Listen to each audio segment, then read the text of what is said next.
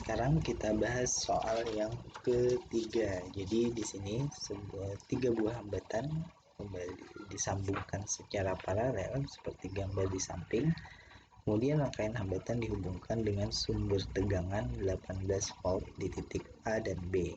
Nah, diminta untuk menghitung hambatan pengganti, kemudian arus yang mengalir di setiap hambatan, dan daya pada setiap hambatan serta total daya seluruh hambatan ini. Oke, kita jawab satu persatu ya. Nah, di sini untuk yang pertama, hitunglah hambatan pengganti rangkaian tersebut. Nah, karena ini paralel, jadi kita bisa menghitungnya dengan cara 1 per ya.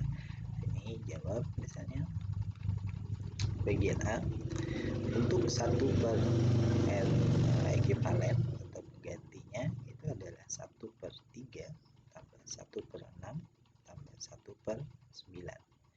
Nah, ini kalau kita hitung berarti kita punya 9 berarti 18 saja. 18 bagi 3 6, 18 bagi 6 kita tulis tambah 18 bagi 6 3, 18 bagi 9 2, berarti dibagi 18 ini 11 per 18. Nah, untuk R ekivalen berarti kebalikannya ya, karena itu 1 per, berarti 18 dibagi 11 satuannya ohm, atau kalau kalian hitung kalkulator 1,64 ohm.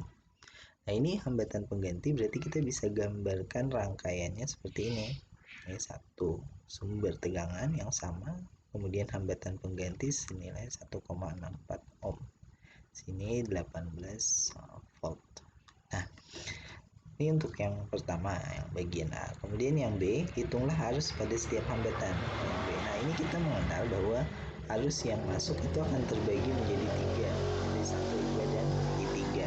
Nah, untuk mencari nilai masing-masing arus, kita bisa dengan mudah menggunakan rumus ini ya. Misalnya I itu sama dengan delta V-nya, beda tegangan antara titik A dan B, dibagi dengan hambatannya. Nah, di sini karena dia paralel berarti semua hambatan ini memiliki beda tegangan yang sama, yaitu 18 volt. Nah, di sini kita langsung masukkan untuk I1 R1 berarti 18 volt dibagi dengan satunya 3 ohm. 3 ohm. Ini berarti 18 bagi 3 6, jangan lupa satuannya adalah ampere, atau kalau mau singkat ditulis A saja. Nah, begitu pula dengan I2, delta V dibagi R2. Ini kalau kalian hitung berarti 18 dibagi 6 3. Kemudian yang I3 itu adalah delta V dibagi R3. Ini hasilnya adalah 18 dibagi 9 2 ampere. Nah, sekarang kita diminta untuk menghitung yang bagian C ya, daya di setiap hambatan dan total daya seluruhnya. Nah, jangan lupa bahwa rumus untuk mencari daya itu pada setiap hambatan kita bisa gunakan ini. I sama dengan I kuadrat delta V-nya. Tapi bukan delta V-nya, tapi Pi sama dengan I kuadrat R-nya. Jadi kita lihat aja ini hambatan yang mana gitu. Nah, misalnya di sini P1 untuk hambatan yang pertama I1 kuadrat dikalikan R. Berarti kita punya 6 untuk yang ini ya. I1 6 ampere. 6 ampere dikalikan dengan R kuadratnya berarti 9. 18. Jangan lupa di sini ada kuadratnya ya. 6 kali 6 36 dikalikan 6 lagi, jadi 36 kali 6 6 kali 6 36, kemudian kalikan 6 lagi, berarti cukup banyak ya di sini, berarti bukan 18 watt tetapi 108 watt. 8 watt. Oke. Ini besar ya. Kemudian P2, coba kita cek di P2 kita punya 3 ampere dipangkatkan 2, dan 3 yang lainnya tadi kayaknya agak besar banget. Dipangkatkan 2 dikalikan dengan R-nya. Berarti I kuadrat dikalikan dengan hambatannya berarti 6. 9 kali 6 54 watt.